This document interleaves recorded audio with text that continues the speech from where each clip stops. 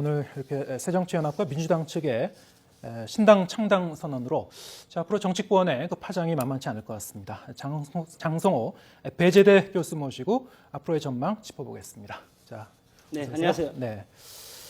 자, 이 오늘 그 신당 창당 선언 거듭 얘기하지만 많은 분들이 예상하지 못했을 것 같아요. 자, 어떻게 보셨습니까? 네, 저도 신당 창당까지는 예측을 못했는데 네. 신당 창당까지 앞서서 이렇게 좀 발표를 한 것 같습니다.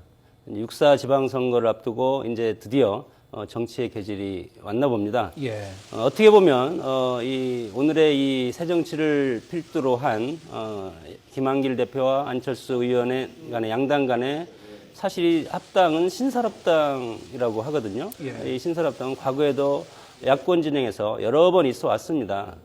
가장 대표적인 것이 대선 직전에 이루어졌던 DJP 공동정권, 김대중, 김종필 합당이죠. 그것은 당대당 합당이었는데 결국은 한국의 신설합당이든지 흡수합당이든지 당대당 통합이든지 합당의 결과가 그렇게 좋지는 않았다.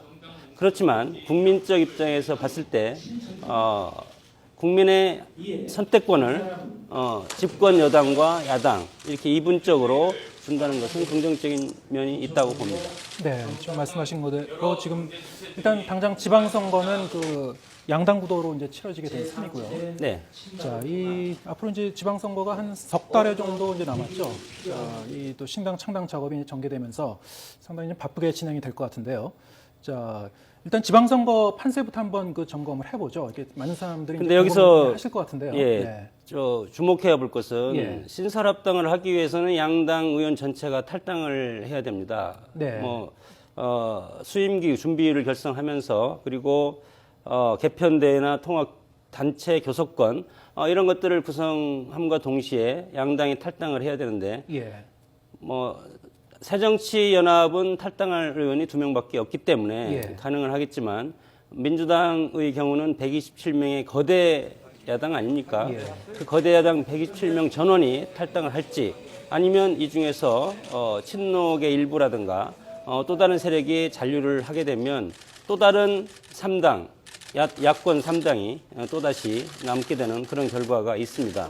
그래서 오늘의 이 발표로서 야당이 단일 대우로 갈지는 아직은 명확하지 않다. 저는 그렇게 보고 있습니다. 네, 후폭풍이 상당히 있을 것이다. 네, 보시는군요. 후폭풍은 상당히 네. 있을 겁니다. 예. 아무래도 민주당 입장에서는 그 지금 말씀하신 대로 이제 대량 탈당 사태를 좀 걱정을 했던 거고요. 네.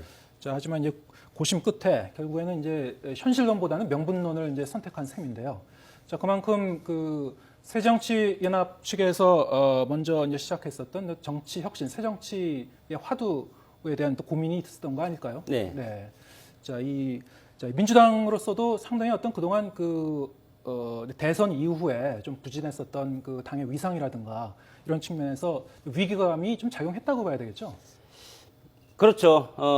여론 지지층에서는 안철수의 어떤 새정치연합이 앞서 있고, 예. 거대 여당이 127석의 민주당으로서는 지지율이 낮고, 예. 그러나 의회 정치라든가 여러 가지 기존 자치단체 당이나 이런 구도가 상당히 앞서 있지 않았습니까? 예. 그래서 서로의 필요에 의해서 상리 공생하는 일시적인 봉합이다. 저는 그렇게 보고, 아까도 말씀드렸지만 민주당에서 잔류 세력이 남는다면, 그리고 지방선거를 앞두고 기초의원 출마자들이 지금 상당히 거대한 그런 저항이 있을 겁니다. 이들이 전부 다 탈당을 해서 무소속으로 출마를 해야 되는 어려움이 있기 때문에 이것 역시 새로운 신당이 만들어진다면 이 새로운 신당 세력이 안고 그리고 넘어야 할 큰 산이다 이렇게 봅니다. 네. 자, 이 기초선거 공천을 이제 폐지하면서 네. 무공천하면서 전반적으로는 이 기초선거뿐만이 아니고 광역단체장 선거에도 영향을 미칠 수밖에 없게 됐어요. 자, 네, 어떻게 그렇습니다. 전망하십니까? 민주당 입장에서는 일단은 있는 액면 그대로 본다면 앞으로 후폭풍을 제외하고 있는 액면 그대로 본다면 민주당이 사실은 승리한 겁니다. 안철수 의원이 흡수할 형식을 지금 취하고 있기 때문에 현실적으로는 단기적인 광역단체장 선거에서는 민주당이 상당히 회심의 미소를 짓고 있을 것이다. 그리고 그걸 끝나고 아까 창당 선언문에서 발표를 했듯이 양당의 신설합당의 앞으로의 목표는 2017년 대선이라고 했습니다. 예. 그래서 대선 승리 연합이라는 이런 형식을 띠고 있기 때문에 이런 대선 승리 연합은 과거에 DJP 공동정권에서 이미 이루어지지 않았습니까? 그래서 그때 당시에 DJP 공동정권이 두 가지 의미가 있었습니다. 여기에는 지역적인 지분이 확실한 두 세력이 결합을 했고, 두 번째는 진보적인 김대중 대통령과 그리고 보수적인 김종필 자유연합 총재죠. 자민련 총재가 서로 안정 보수 세력을 진보 세력으로 끌어들이는 그런 역할을 했기 때문에 이것이 어느 정도 출범하고 대선까지 승리할 수가 있었지만, 지금 안철수 의원과 김한길 의원 간의 이런 여러 가지 지금 인위적인 신사랍당을 보면 과연 이것이 어떤 지분과 명분과 단지 지지율과 정치 세력 간에 이런 합치되는 거라고 저는 보기 때문에 앞으로 총선 공천이라든가 뭐 한두 개가 아닙니다. 이걸 보면 자, 근데 부딪힐 뭐 것이. 지금 그 말씀하셨듯이 과거에도 네. 뭐 이런 그 신당이 당대당 그 결합으로 상당한 경우가 이제 많이 봤습니다만, 네.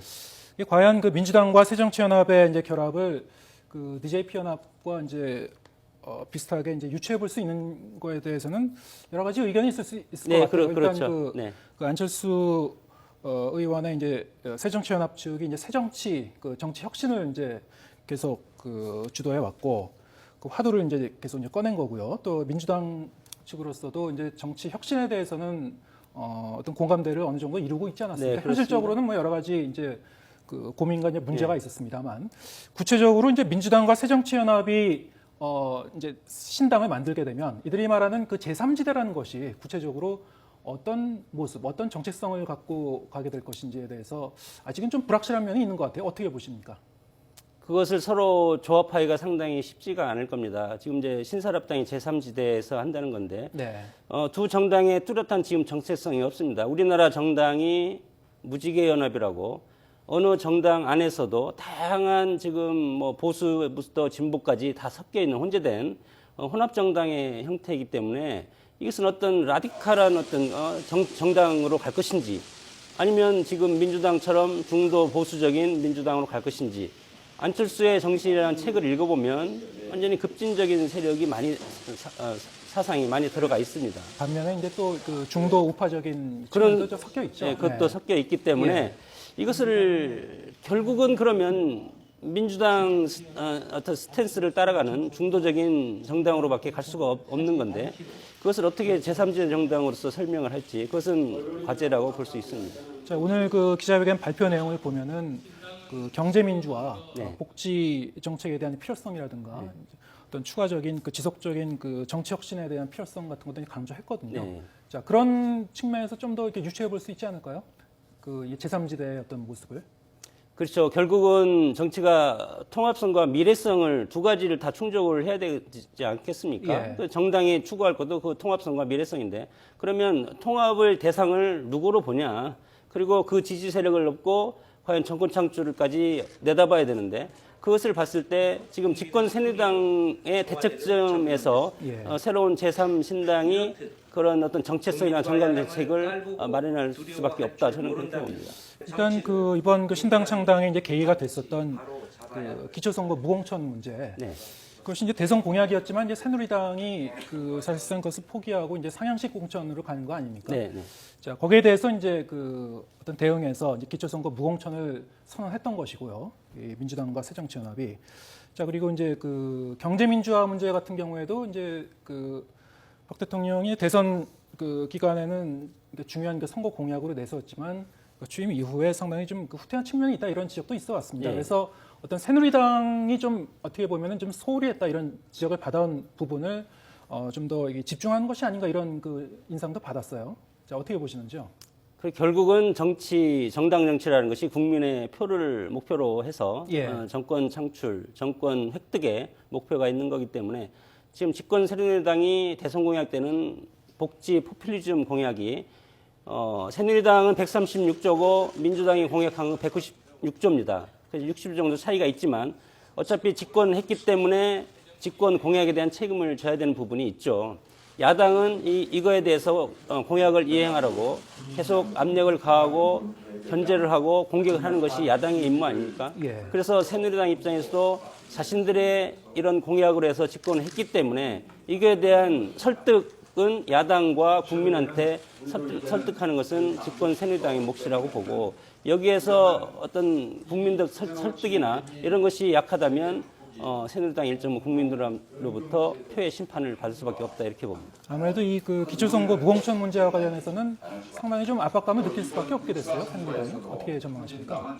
그렇죠. 내가 말로 이걸 하겠다고 했는데 이것을 상황시 공천뿐만이 아니고 위헌 문제를 걸고 두 가지 명분으로서 이것을 거둬들였을 때 예.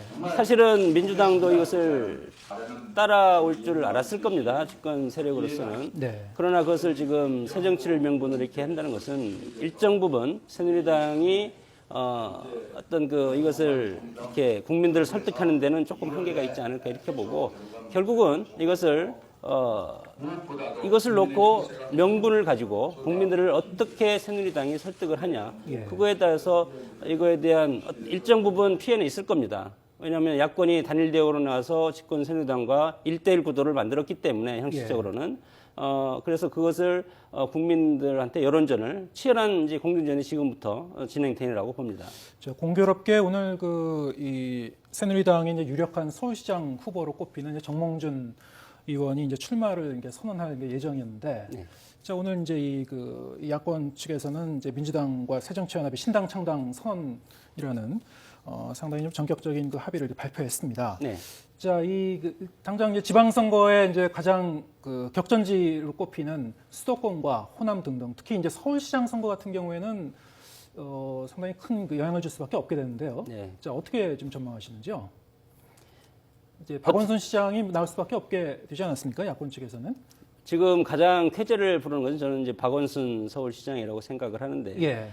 그렇지만 과거 지난 지방선거 때는 그때 당시에 이명박 정권의 지지율이 상당히 떨어져 있었고, 예. 그리고 이명박 정권 심판이 상당히 먹혔습니다. 네. 그리고 그 전 선거에는 새누리당이 서울 거의 80% 이상을 석권을 한 선거였기 때문에 캐스팅 보트라고 그러죠. 스윙 보트라고. 예. 그래서 지난 지방선거 때는 민주당이 상당히 누구를 내도 당선시킬 수 있는 그런 스윙 보트의 위치에 있었고 이번 선거는 사실은 새누리당이 구도적으로 시기적으로 상당히 유리한 선거입니다. 그렇기 때문에 야권 단일 후보가 된다고 할지라도 서울시장에는 박빙의 승부가 될 수밖에 없다. 저는 그렇게 봅니다. 양당 구도로 가더라도 박빙으로 보신다. 네. 지금 통합신당이 되지 않더라도 예. 어제 그제 계속 지금 두 분이 하는 말씀이 서울은 박원순 시장이고 경기는 교육감이죠. 김상훈 교육감. 네. 이런 식으로 지금 하기로 점차 분위기를 만들어가는 것 같고 결국 그것이 제3시대 창당이라는 것으로 해서 확실하게 된 것뿐이라고 저는 생각합니다. 네. 뭐 양당 구도로 가더라도 이제 구체적으로 어떻게 좀 대진표가 마련되는지 그건 아직은 모르죠. 예, 네. 지켜봐야 할 부분 남아 있고요. 네.